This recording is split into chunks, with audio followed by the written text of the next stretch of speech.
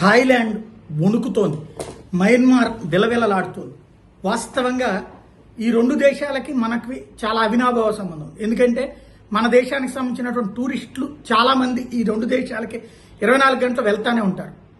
Myanmar కంటే థాయిలాండ్కి విపరీతంగా వెళ్తుంటారు. మయన్మార్ కూడా ఈ టూరిజానికి సంబంధించినటువంటి వాటితో బాగా ఇష్టం ఎక్కువ. అందులో ఎస్పెషల్లీ ఈ జూదం లాంటి వాటికి ఎక్కువగా ఉంటాయి కాబట్టి క్యాసినోలు ఇట్లాంటి వాటితో ఎంజాయ్ చేయాలి అనుకునేటటువంటి వాళ్ళు ఫస్ట్ ప్రయారిటీ థాయిలాండ్, మయన్మారే.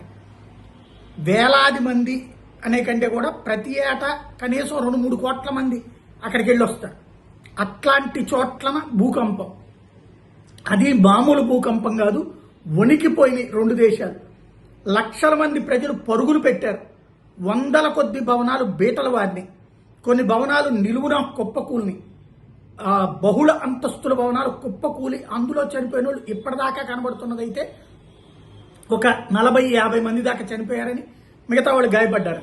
కానీ ఇంకా ఎంతమంది ఉంటారో లెక్క చెప్పలేనటువంటి పరిస్థితి. 2 సార్లు వరుసగా భూకంపం సంభవించడం. మాండలేలో చారిత్రక అవా బ్రిడ్జే కూలిపోయింది పరిస్థితి. బ్యాంకాక్లో రైల్వే మెట్రో సేవలన్నీ నిలిచిపోయినాయి. ఎయిర్పోర్టులు కూడా ఒక్కసారి చివరికి ఎయిర్పోర్ట్లో ఉన్న భవనాలు కూలిపోతుంటే పరుగులు పెట్టుకుని అక్కడ ఉన్నటువంటి ఆ ఫ్లైట్స్ దిగేటటువంటి రన్వే మీద పడుకున్నటువంటి పరిస్థితి.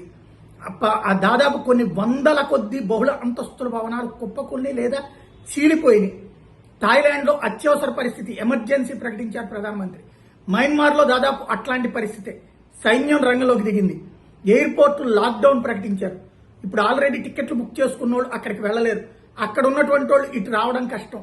అన్ని విమాన సర్వీసులు రద్దు చేశారు.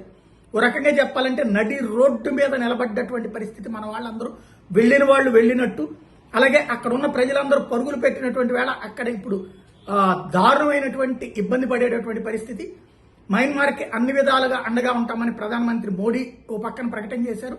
ఎట్ ద సేమ్ టైం దాని ఇంపాక్ట్ మన ఏరియాల్లో కూడా కనబడుతుంది.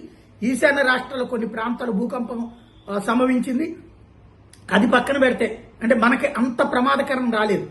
రోడ్ల మీద అక్కడైతే మాత్రం మయన్మార్లో కావచ్చు, థాయిలాండ్లో కావచ్చు, ట్రాఫిక్ ఎక్కడికక్కడ ఆగిపోయి వేలాది మంది ప్రజలు నగరాన్ని వీడి, ఎందుకంటే మళ్ళీ ఈ భవనాలు కూలిపోతాయి కదా, వేరే పల్లె ప్రాంతాల వైపు పరుగులు పెడుతున్నటువంటి పరిస్థితి. అట్లాగే బ్యాంకాక్ దగ్గర సముద్రం కూడా అల్లకల్లలో మన వాళ్ళందరూ వెళ్ళి ఎంజాయ్ చేసేటటువంటి సముద్రం అదే. అయితే సాధారణంగా సముద్రం లోపల అగ్నిపర్వతాల బద్దలైతే వస్తుంది సునామీ. కాబట్టి ఇక్కడ సముద్రానికి సంబంధించినటువంటి భూకంపం లేదు కాబట్టి ఏం లేదంటున్నారు. మరోవైపు మేఘాలయ, కోల్కతా, ఇంఫాల్, ఢిల్లీలో కూడా భూకంపాలు వచ్చినాయి. ఇవన్నీ కూడా ఒకటే దీని మీద అడుగును ఉంటాయి కాబట్టి, ఒకటే ప్లేట్ మీద ఉంటాయి కాబట్టి మేఘాలయలో కూడా దాదాపుగా 4గా నమోదైనటువంటిది ఏది ఈ భూప్రకంపనలు అనేటటువంటిది. ఓవరాల్ గా చూస్తే భూకంపం అనేటటువంటిది మయన్మార్ని అల్లాడించింది, థాయిలాండ్ని అల్లాడించింది. ఒక్క మయన్మార్లోనే 15 మంది చనిపోయి 43 మంది గాయాలయ్యాను ప్రాథమికం. ఇంకెంతమంది ఉంటారో చెప్పలేదు. అలాగే థాయిలాండ్ది ఇంకా అంకె తెలియదు. ఓవరాల్గా ఎమర్జెన్సీ విధించి టోటల్ పరిస్థితిని సెటరైట్ చేసే ప్రయత్నం ఉంది. రాబోయేటటువంటి రోజుల్లో టూరిజానికి ఒక ఏడాది పాటు ఈ రెండు ప్రాంతాలని ఎంచుకోకుండా ఉంటే బెటర్.